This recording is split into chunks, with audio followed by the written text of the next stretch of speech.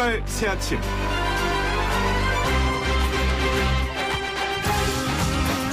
여러분 안녕하십니까? 노영의 출발 새아침 노영입니다. 어제도 여러 가지 일이 있었네요. 남성과 백인 중심의 폐쇄적 영화제였던 아카데미 시상식에서 대한민국 봉준호 감독의 기생충이 비영어권 영화로는 처음으로 최우수 작품상을 수상하는 등 92년 아카데미 역사가 다시 쓰인 날이었습니다. 그런가 하면은 물론 한시적 자구책이기는 하지만 제주도까지 가는 항공권의 가격이 3,000원이라는 소식이 들리기도 했고요.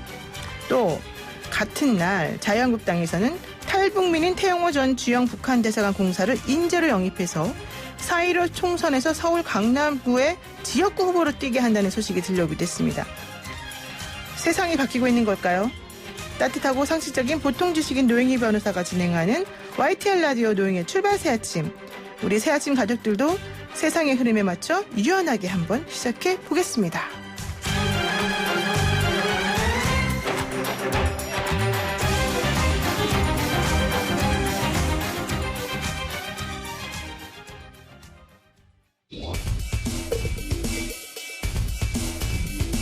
막히는 출근길 뉴스엔 급행열차를 타라. 헬마 뉴스. 답답한 출근길 진짜 뉴스를 시원하게 뚫어드리는 헬마 뉴스. 오늘도 헬마우스 임경빈 작가가 나가겠습니다. 안녕하세요. 안녕하세요. 헬마우스입니다. 오늘은 굿모닝이 아니고 복모닝으로 시작해보겠습니다. 좋습니다. 복모닝. 드디어 이제 우리가 첫 번째 소식을 코로나 소식이 아닌 새로운 다른 소식으로 지금 시작하게 됐군요. 어제 이제 그야말로 그 새로운 역사가 쓰였는데요. 이제 101년 한국 영화 역사뿐만 아니라 92년 아카데미 시상식의 역사도 바꿨습니다. 최고상인 작품상은 물론 감독상, 각본상, 국제영화상까지 주요 4개 부문을 이제 기생충이 휩쓸었고요. 네. 한국 영화는 1962년부터 꾸준히 아카데미상에 도전을 했었는데 최종 후보에 지명된 것도 수상에 성공한 것도 이번이 처음입니다. 특히 이제 외국어 영화로는 처음으로 작품상을 받아서 아카데미의 역사를 새로 쓰기도 했고요. 네. 본 감독은 이제 각본상 수상 소감에서 국가를 대표해서 시나리오를 쓰는 건 물론 아니지만 이번이 한국의 첫 수상이다라는 걸 강조하기도 했습니다. 사실 저는 기생충을 끝까지 안 보고 하려다가 네. 제가 회충약 먹고 기생충을 봤다는 재밌는 농담입니다. TMI군요. 어쨌든 간에 그 4개 부문 수상한 것도 참 대단했는데 작품상과 감독상이라는 건 정말 깜짝 놀랄 만한 소식 아닙니까? 제가 이제 어제 이 시간에 그 각본상은 굉장히 좀 수상이 유력하다. 그렇죠. 국제영화상도 받을 거다. 근데 감독상, 작품상 정도는 우리가 이제 반반 정도 한번 기대해 볼 수 있지 않을까? 이렇게 봤었는데, 이걸 예상을 뛰어넘었습니다. 사실 각본상 받을 때만 해도 제가, 맞췄다 이제. 내일 헬마뉴스 가가지고 자랑해야지. 그 정도는 우리도 좀 맞추지 않습니까? 이런 정도로 생각을 했다가 감독상을 받는 거 보고 이제 일단 깜짝 놀랐고요. 이게 모두의 예상을 뛰어넘었던 순간이라서 본 감독도 이제 예상을 못했는지 감독상 수상 소감 첫머리에 이렇게 얘기했습니다. 각본상을 받고 오늘 할 일 다 했다고 해가지고 이제 릴렉스하고 있었다. 그만큼 이제 깜짝 놀랄 일이었고. 그건 내가 보기에는 좀 약간 거짓말인 것 같아요. 기대를 하고 있었던 걸로 제가 좀 들었는데. 그럴 수도 있습니다. 감독상을 받고 난 뒤에 이제 수상 소감이 말씀하신 대로 준비된 듯이 굉장히 멋있었습니다. 이번이나. 그 상을 놓고 경쟁을 했던 대선배이자 세계적인 거장인 마틴 스콜세지 감독한테 찬사를 보냈는데, 자신이 영화 키디던 시절에 그 가슴에 새겼던 스콜세지 감독의 말을 인용을 했습니다. 가장 개인적인 것이 가장 창의적인 것이다 라는 말을 인용한 뒤에 이 말은 위대한 스콜세지로부터 온 것이다. 이렇게 이제 이 박수를 보내면서 그 순간에 스콜세지 감독이 정말 활짝 웃으면서 눈물이 약간 맺히는 모습이었고 이 객석에 있던 모든 사람들이 한꺼번에 일어나서 이제 기립박수를 보내기도 했습니다. 네, 이게 이제 그 본 감독처럼 영화를 사랑했던 사람이라면 이 순간의 의미를 정말 깊게 두고 새길 수밖에 없는 그런 장면이었습니다. 정말 예의 바른 본 감독이네요. CNN도 그래서 마치 어떤 성자와 같았다 이렇게 이제 상찬을 보내기도 했습니다. 그랬군요. 그런데 외국어로 된 영화가 작품상을 수상한다는 게 사실 가능한 일입니까? 이게 굉장히 그 이례적인 일대 사건입니다. 기본적으로 오프닝에서 진행자께서도 말씀해 주셨지만 헐리우드는 굉장히 보수적인 걸로 유명한데 그 어떤 외국어 영화도 그래서 그 벽을 넘지를 못했습니다. 그래서 이번에도 전쟁 영화인데다가 이제 휴머니즘을 강조하는 1917이 좀 평범하게 가져갈 거다. 네. 이렇게 전망이 많았었는데 예상을 뒤엎고 이제 기생충이 가져갔고요. 마지막 순서인 이제 작품상을 받으면 그 해당 영화의 관계자들이 모두 무대 위에 올라가는 그 세리머니를 하는데 예. 어제 제가 그 생중계를 보다 보니까 아카데미 시상 그 무대 위에 한국계 동양인 배우들이 이제 관계자들이 꽉 차 있는 모습을 보면서 저도 오랫동안 이제 영화 키드였는데 굉장히 좀 울컥한 그런 순간이었습니다. 뭐 샌드라 오 이 사람도 엄청나게 좋아했다면서요. 예, 그 한국계 그 캐나다 배우죠. 이제 샌드라 오가 어제 그 트윗을 했는데 네. 한국인으로서 자랑스럽다. 네. 이런 그 감격적인 트윗을 했고 봉준호 감독이랑은 이제 옥자에서 호흡을 맞췄던 한국계 미국인 배우 이제 스티븐 영은 이 짧은 흥분한 트윗으로 뽕! 이렇게 뽕! 이런 그 트윗을 올려서 이 네네. 많은 사람들 주목을 받았고요. 해리 해리스 미국 대사 같은 경우는 직원들하고 이제 짜파구리를 끓여 먹으면서 오, 이제 생중계를 짜파구리. 지켜봤다.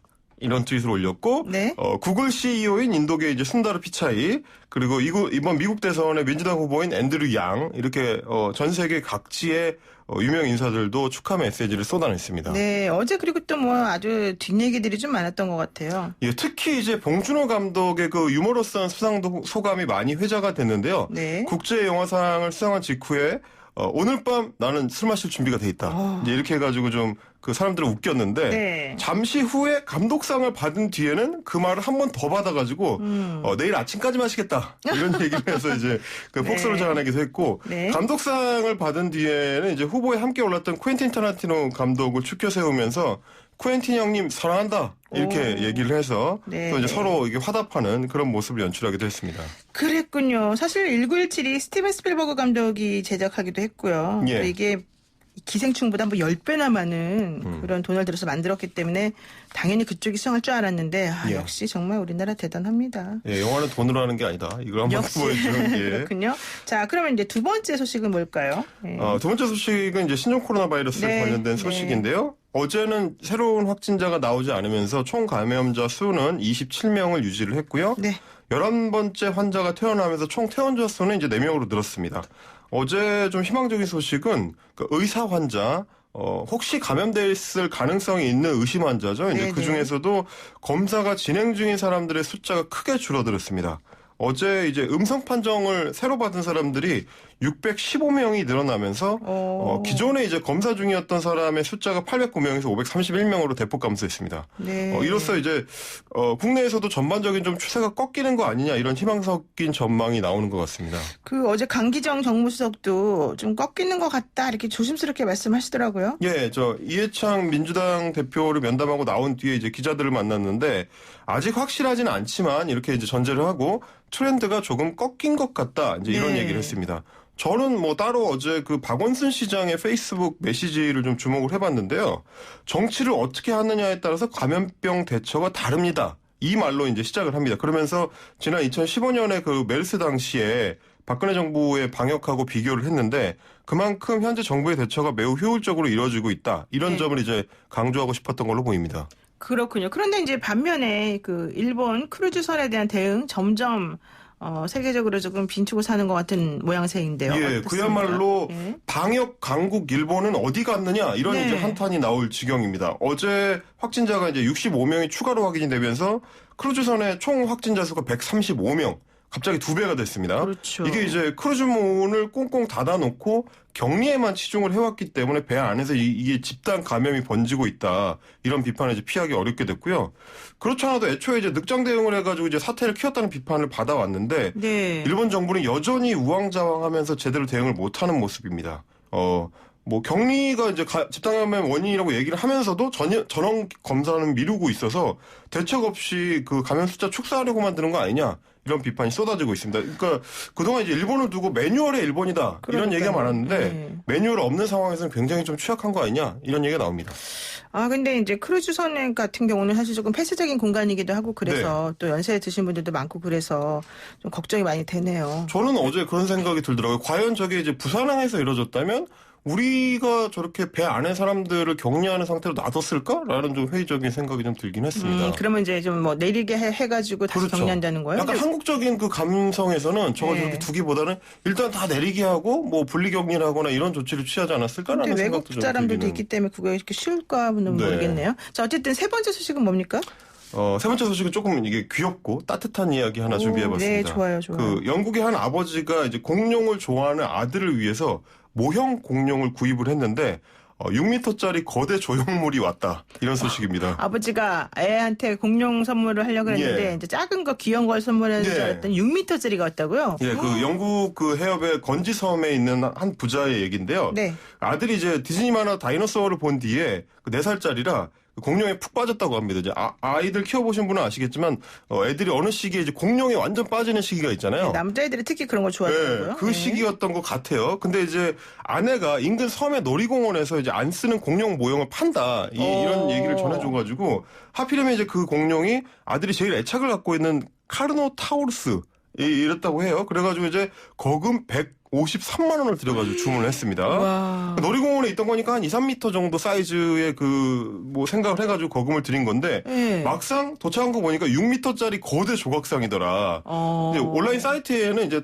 특별한 뭐 이렇게 세부 그 사항이 적혀 있지는 않아가지고 실제 크기는 몰랐다 그래요. 지금 이제 우리 보이는 라디오로 보시는 분들은 사진을 예. 보실 수 있게 제가 준비를 했는데 한번 보여주세요. 예. 이게 직접 보시면 진행자도 한번 보십시오. 저쪽 이렇게 화면을 네. 카메라를 향해서 좀 보여주시죠. 엄청나죠? 네, 예, 네. 저희 이제 제작진이 보여드릴 텐데 사이즈가 집 크기를 육박하는 엄청난 사이즈입니다. 그러네요. 이거 예. 집에 들어가지도 않을 것 같은데. 예, 그래서 이제 네. 너무 좋아하는 아들을 위해서 결국 마당에 설치를 하기로 했다 그래요. 그래서 크레인까지 동원을 해가지고 이 집 마당에 이제 거대 공룡이 자리하게 됐다는 사연입니다. 이 공룡 조각상에 매달려 있는 아들 사진도 뭐 제가 준비를 했는데 뭐 보실 수 있을지 모르겠습니다. 굉장히 아이가 너무 행복해합니다. 아니 근데 그나마 이 집에 마당이 있어서 다행이지 마당 없으면 어떻게 할 그나마 거겠어요? 다행입니다. 이 아버지와 아들의 행복한 사연이 이렇게 행복하게 마무리됐다. 이런 소식 전해드렸습니다. 네, 알겠습니다. 오늘 말씀 여기까지 듣겠습니다. 고맙습니다. 감사합니다. 네, 지금까지 헬마우스 임경빈 작가였습니다. 진짜 정치에 대해 다 알려준다. 박스트라다무스의 진정. 네, 쏟아지는 소식들 속에서 깊이 있는 분석의 대가, 이 모든 것을 알고 계시는 그 누구보다도 예언력이 뛰어난 박스트라다무스, 박지원 대한신당 의원 연결됐습니다. 의원님 안녕하세요. 네, 안녕하세요. 역시 또 맞추셨습니다. 지난주에 우리 자유한국당 황교안 대표 불출마 아니면 종로 출마할 것이다 이렇게 말씀하셨는데 다들 그냥 반신반의 했거든요. 이번엔 틀리겠지. 그런데 이번에 정말 맞추셨어요 또. 네, 그건 뭐 상황이 황교안 대표가 안 나갈 수 없잖아요. 어쩔 수 없이 나갈 수밖에 없는 상황이었다 이렇게 보시는군요. 네, 그렇게 봅니다. 네, 그런데 사실은 조금 늦었다. 뭐 이제 나간다고 해서 뭐 조금 모양새도 좀 그렇고 그리고 사실 가능성이나 이런 걸 다 따져보게 되면은 좀 매우 부담스러울 것이다 이런 얘기도 있던데. 글쎄요, 우왕좌왕하다가 네, 우왕좌왕. 예. 이제 나갔는데 네네. 어떻게 됐든 제1야당 대표가 당을 위해서 험지에 종로에 자기 당락을 떠나서 네. 나갔다고 하는 것은 잘한 일이다. 음. 그렇게 평가합니다. 그렇게 보시는군요. 그렇게 되면 이제 앞으로 또 나머지 다른 분들은 어떨지 모르겠는데 일단 그 황교안 대표가 종로에 나가기로 하신 다음에 또 지난 주말에 본인이 이제 졸업한 학교 성균관대학교 근처에 있는 분식집도 들리시고 이제 활동을 하셨습니다. 그런데 오뎅과 떡볶이 이 가게에서 말씀을 드시면서 이제 말씀하시기를 5.18 민주화 운동 관련된 상황에 대해서 1980년 무슨 사태 이런 표현을 해가지고 얘기가 계속 나오고 있는 것 같습니다. 이 역사 인식에 대한 논란 이런 것들에 대해서 어떻게 보세요? 뼛속까지 네. 5.18을 인정하지 않겠다는 있을 수 없는 일이죠. 뼛속까지 인정하지 않는다는 뜻이다. 그렇죠. 어떻게 제1야당 대표가 네. 설사 당내에 그런 사람이 있다 하더라도 역사를 제대로 인식해야 되고 특히 종로에서 총선을 나갔고 또 대통령 후보를 바라본다는 분이 네. 5.18 1980년 5.18을 그때 무슨 사태인지 이런 게 있을 수 있는 일이에요. 나는 근본적인 정신 상태를 의심합니다. 근데 이제 저는 그 상황을 보면서 좀 이런 생각이 들더라고요. 사실 이제 정치하시는 분들이지 않습니까? 그리고 우리나라에 있어서 그 1980년도 5.18 민주화 운동 이것은 민주화 운동 같은 경우는 상당히 의미가 있는데 이런 식의 말씀이 그냥 실수였을까요? 아니면 계획된 것이었을까요? 뭐였을까요? 글쎄요, 그러한 그 5.18 자체를 입에 올리기 싫으니까 그러한 사태다. 네. 무슨 사태다. 이렇게 얘기하는 거죠. 그랬군요. 그리고 무슨 그 식당에 가서도 그러잖아요. 내가 어렵게 살았다는데 어묵을 어떻게 먹느냐. 네, 라면 도시락 국물을 사가지고 와서 예. 라면 국물 사 먹었다. 네. 그건 누가 믿어요? 라면 국물을 그렇기 때문에. 500원에 팔고 이런 건 아니에요? 50원에 팔고 이런 건?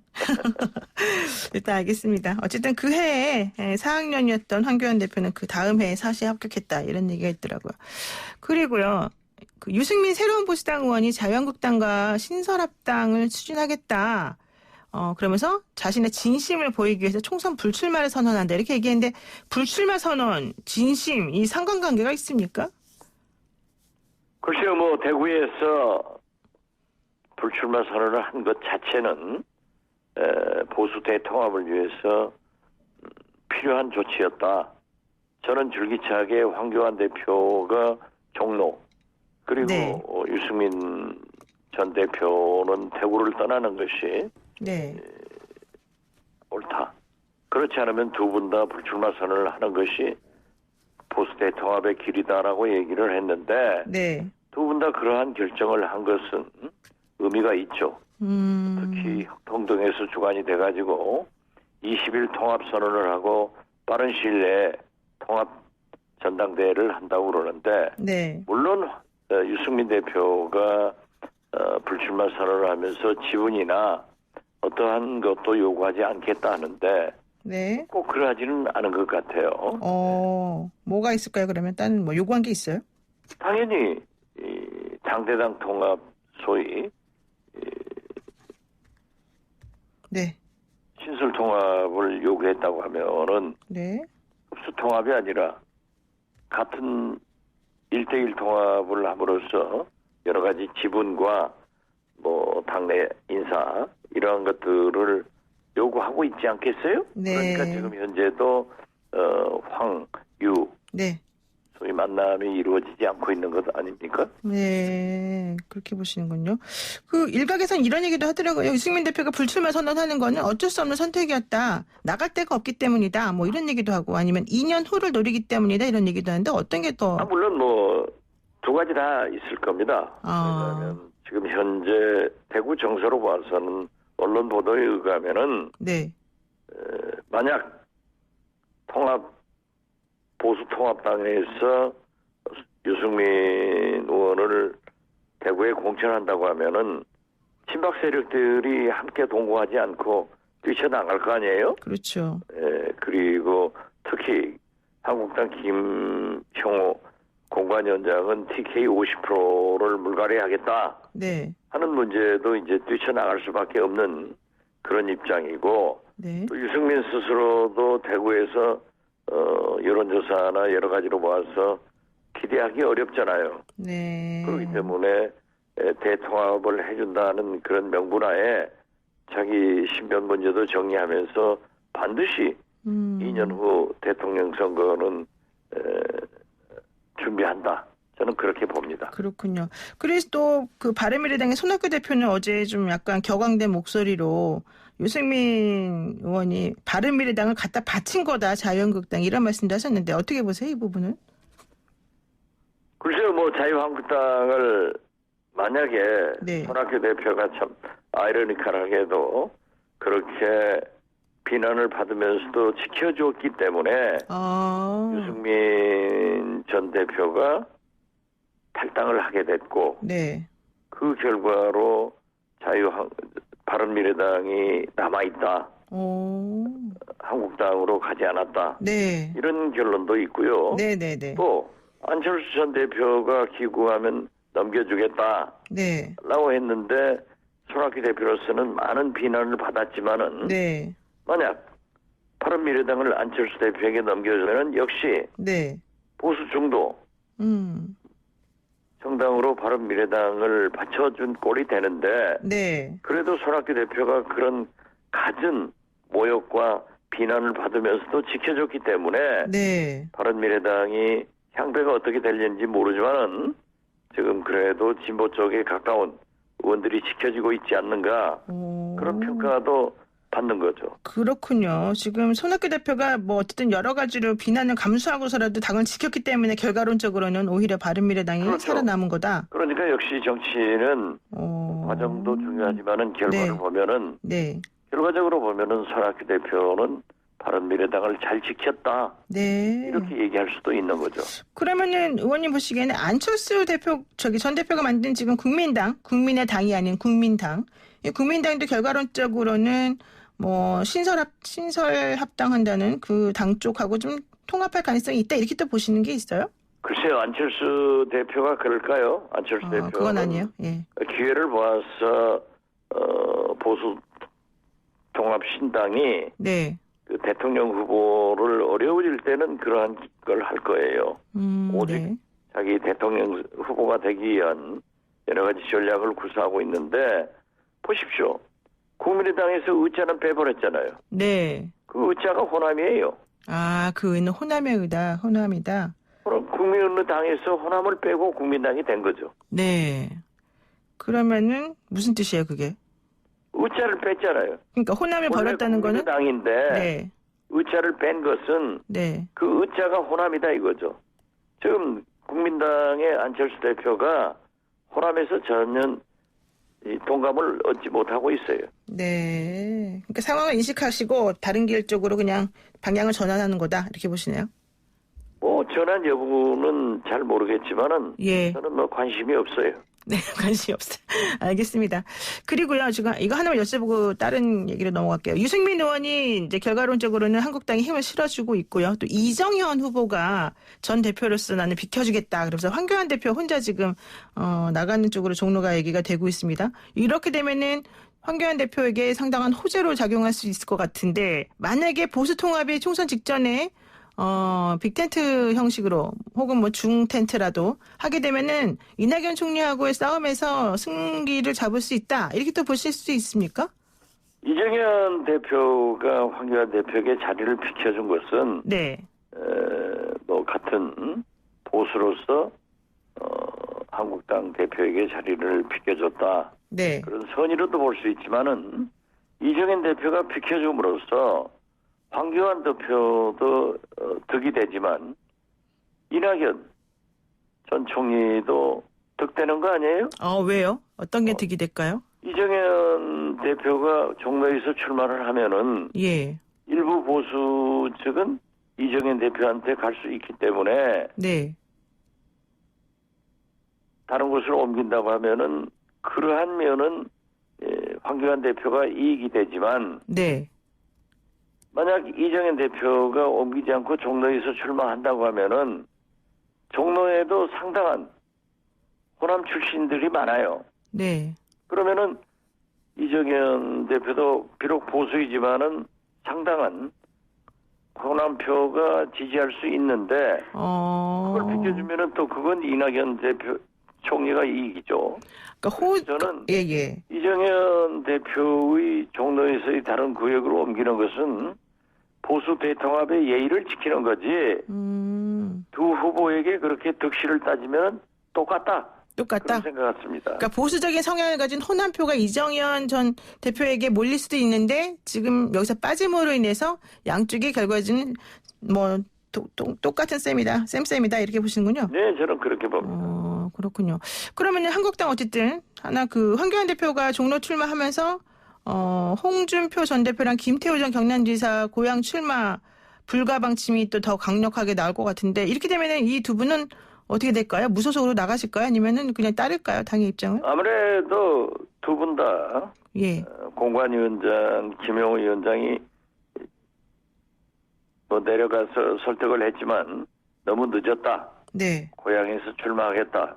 또 또 어떤 언론 보도를 보면은 무소속으로라도 출마하겠다라고 한다고 하면은 저는 한국당에서 어쩐지 네. 공천을 줄 것 같아요. 그러니까 공천을 준다는 거는 고향에서 출마를 하도록요? 네네. 김영호 공관위원장이 근데 그렇게 호락호락하지 않다고 그러는데 그렇지 않은가요? 글쎄 호락호락하지 않은 분인 것은 저도 잘 알고 있지만은 네. 이번에 황교안 대표가 그렇게 우왕좌왕하게 만드는 것도 일말에 그런 성격이 나타난 거 아니에요? 아, 네. 그러니까 아무리 김영호 공관위원장이 좀 강직하고 호락호락하지 않다 하더라도 황교안 대표를 우왕좌왕하게 내버려 둔 걸 보면 좀 따라갈 수 있다 이렇게 보시는군요. 그렇죠. 네, 좋습니다.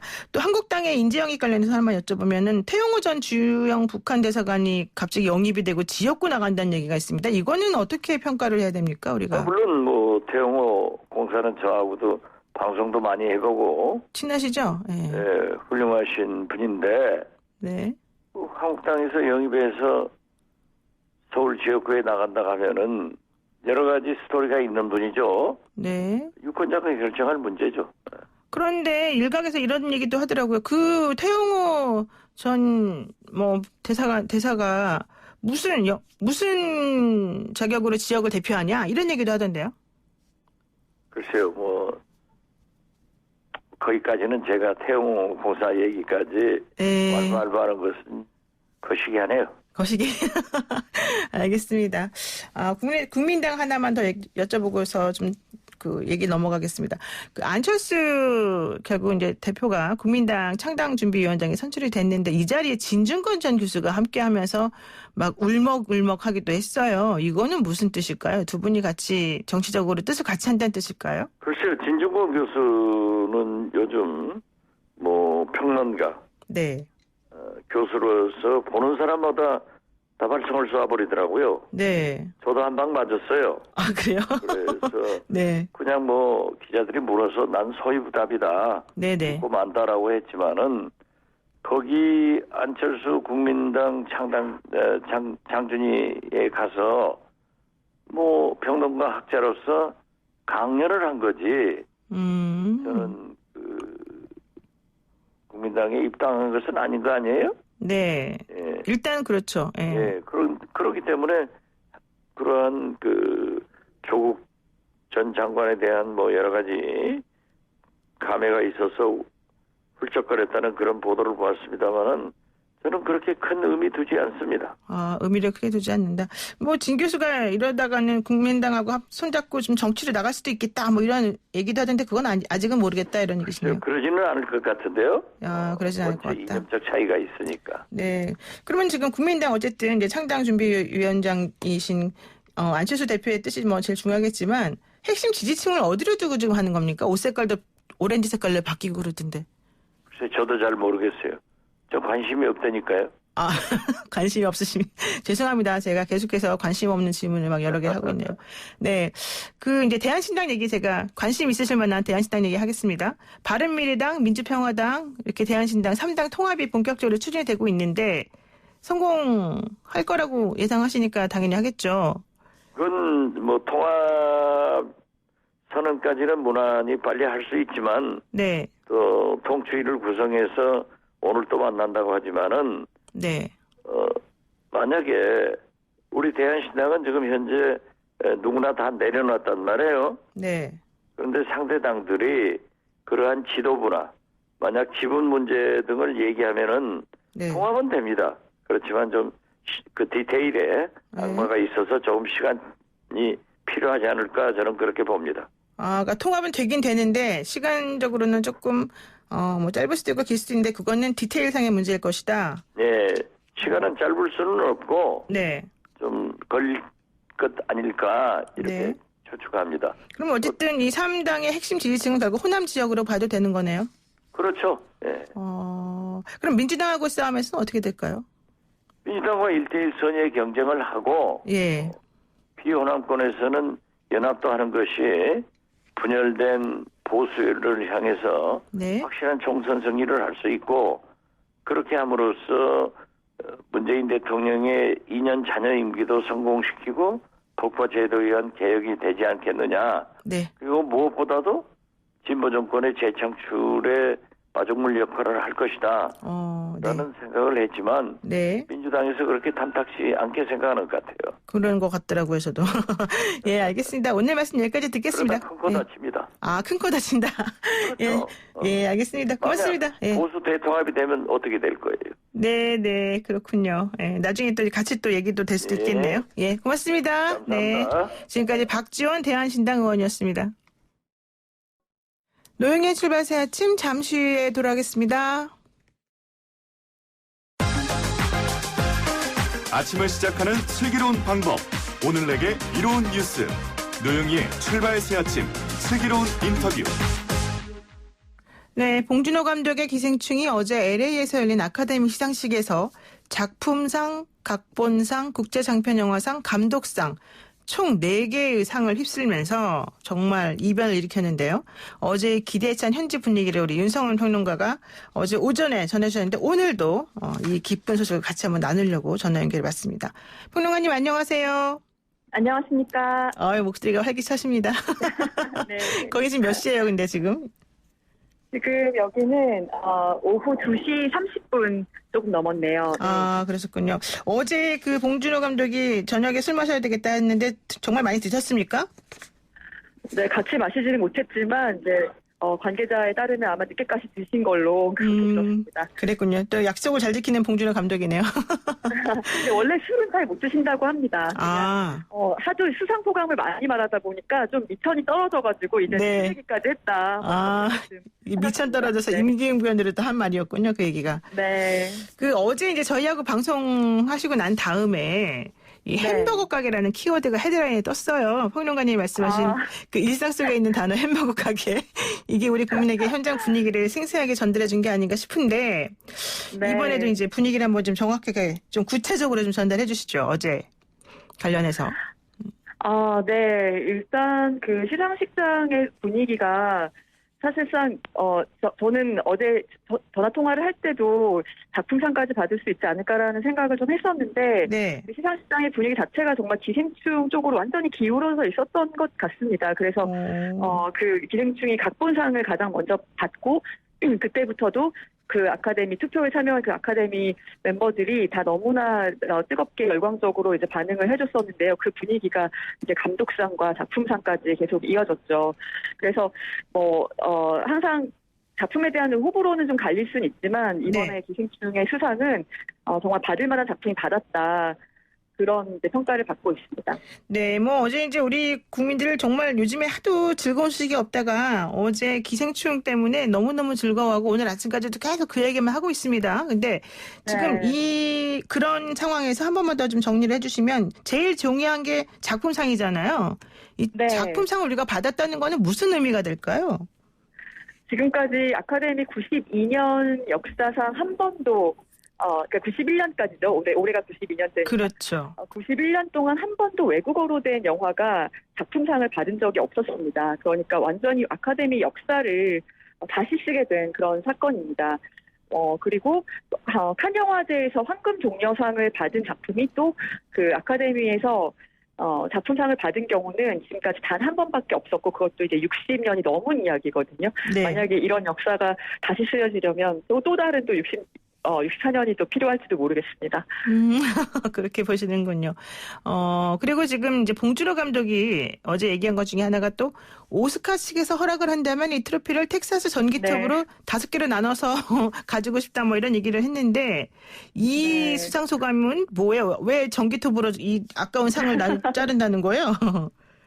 일단은 미국과 전 세계적으로 좀 마니아층을 형성하고 있는 그 영화 시리즈의 그 제목을 좀 인용해서 그렇게 재미있게 이야기를 한 것인데요.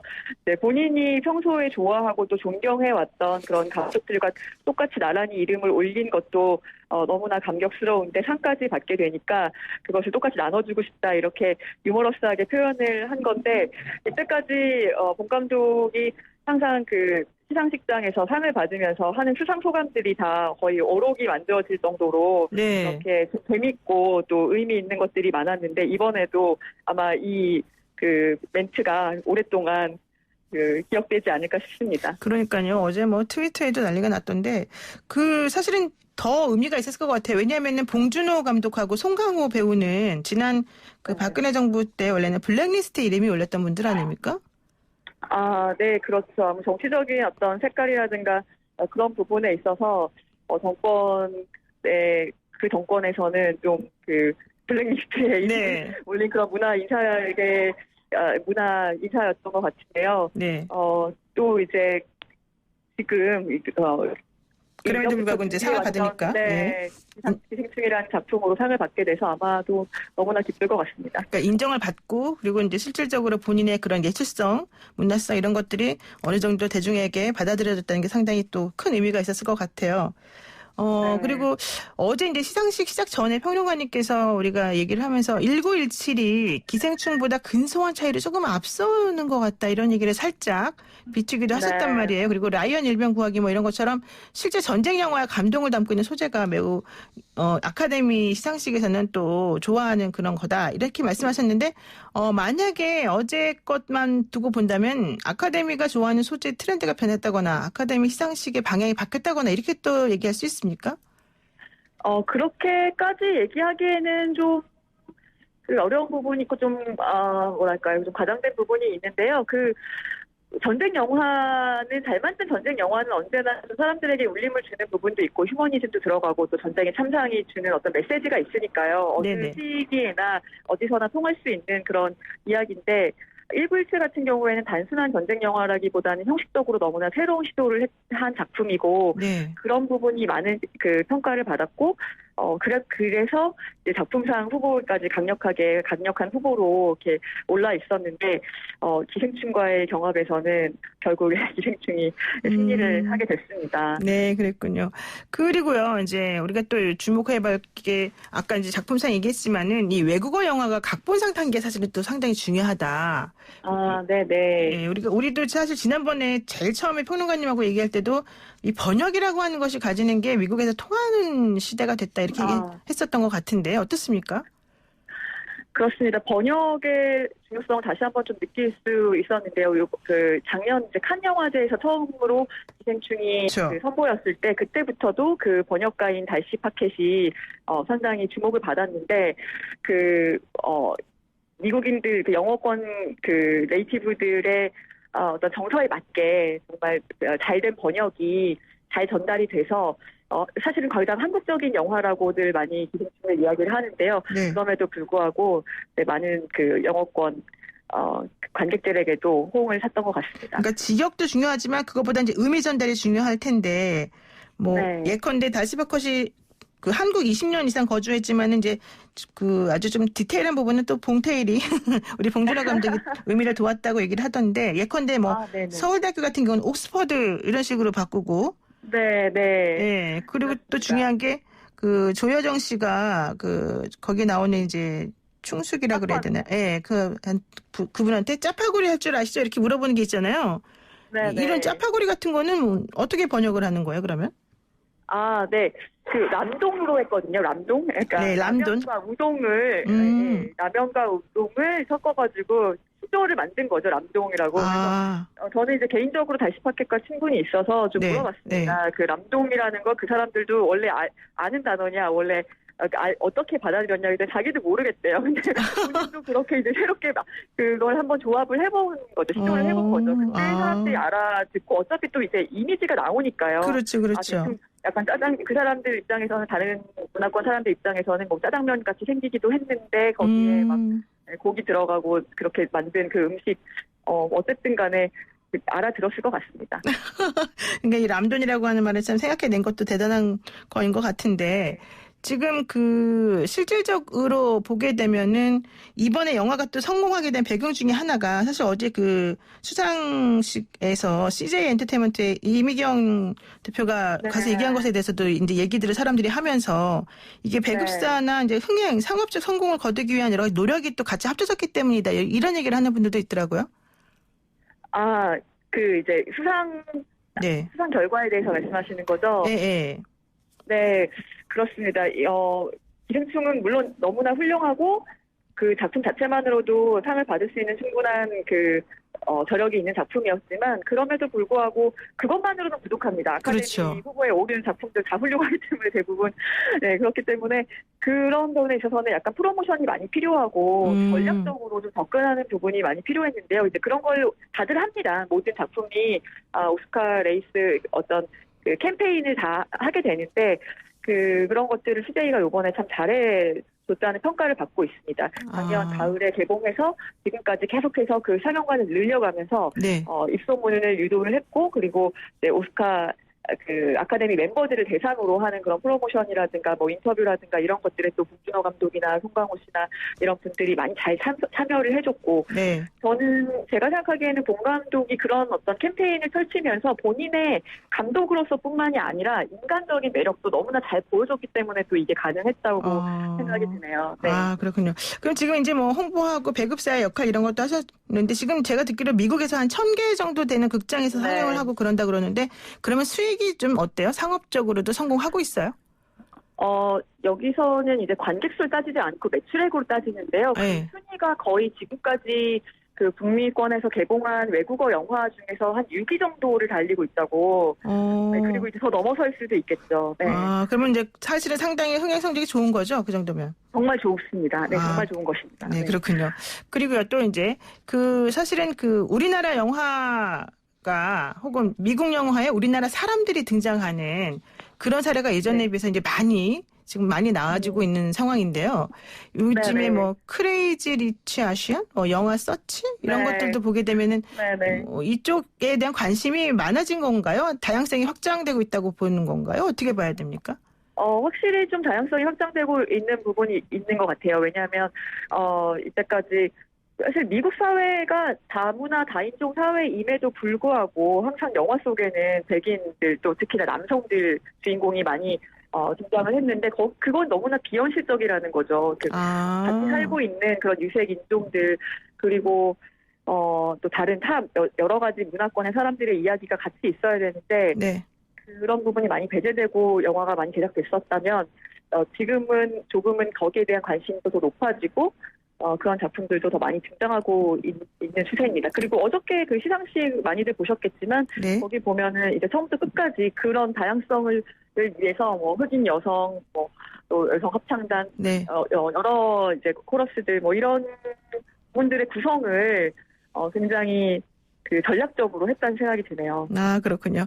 예, 오늘 말씀 여기까지 들을게요. 조심해서 잘 오세요. 네. 네, 고맙습니다. 감사합니다. 네, 지금까지 우리 윤성훈 영화평론가와 함께했습니다. FM 94.5MHz YTN 라디오 노영의 출발 새 아침 8시 정각에 뵙겠습니다.